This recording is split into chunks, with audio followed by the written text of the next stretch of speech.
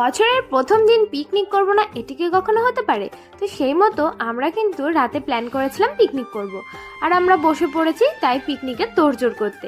এখানে আমি মাংসটা ধুয়ে নিয়ে এসেছি, আর এদিকে দেখো এরা কিন্তু সমস্ত সবজিগুলো কেটে নিচ্ছিল।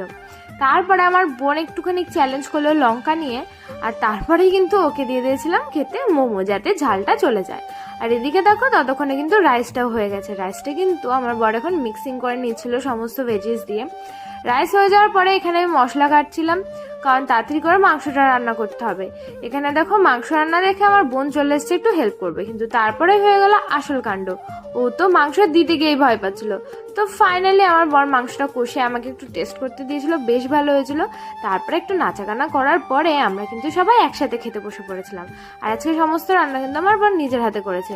খেতে তো বেশ ভালো ছিল, আর অবশ্য কালার দেখে বুঝতে পারছো।